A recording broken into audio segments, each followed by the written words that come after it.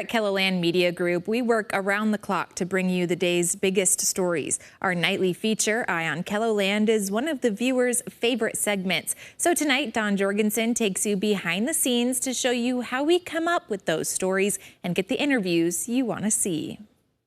It's only 9 a.m. and KELOLAND's Kelly Volk and her photographer are already going on their second shoot of the day. I was trying to catch some pickleball players, so my photographer and I went out pretty early. We were on the pickleball courts at 7:30 this morning. Her story is an Eye on KELOLAND about pickleball and how popular the sport has grown in the Sioux Falls area. So they went to a local park and they were surprised by what they saw. I was expecting to find maybe 8 or 10 players. I bet there were at least 30 players there. Eye on KELOLAND's, or as we like to call them, Eyes, are much longer stories that air on our 10 o'clock news. Motels across South Dakota, eventually purchasing nearly 24 through rent-to-own deals. My favorite thing about an Eye is when I can really get to know the person I'm interviewing.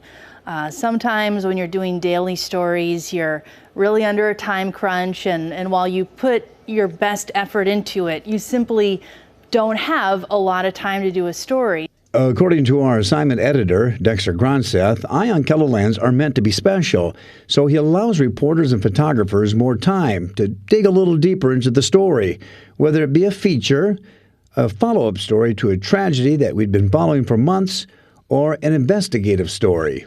It gives the reporters to tell a longer format story. They can go into more details. They can reveal more layers to the story. Gives them a chance to be a little more creative. And same with the photographers. They get a chance to, have some fun with the story. Every reporter and anchor at KELOLAND has to do at least 2 Eye on KELOLAND's every month. It can be a painstaking process, waiting for the right interviews, return phone calls, even the right weather that will help tell the stories. I don't think they get how much time a reporter and a photographer put into these things. It's just not hatched overnight. You come up with your eye ideas for the whole month. You've thought them out. They're on the list, and then you go and do it a week, 2 weeks, several days before the air. Some Eye on KELOLAND's reporters have written are 90% complete, but we still can't air them yet because we're waiting on confirmation on a key piece of evidence or an important interview that will complete the story. We'll think about the investigative stuff. It's an ongoing project that some of them have gone on for months, just waiting for that piece of the puzzle so that the story's ready to go.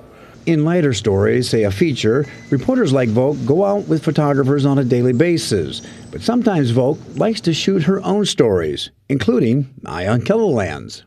She prides herself on her photography skills. I like to look at what's happening around me and thinking, what tells the story and what would make a good picture? Like if I took a snapshot of this, would this be a good picture that I could hang on the wall or something?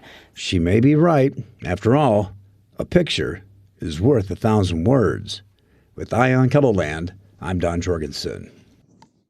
The thought process when we started doing Eye on KELOLAND's in the early 90s is that our research showed us we needed to give viewers a reason to watch a little bit later into the 10 o'clock newscasts.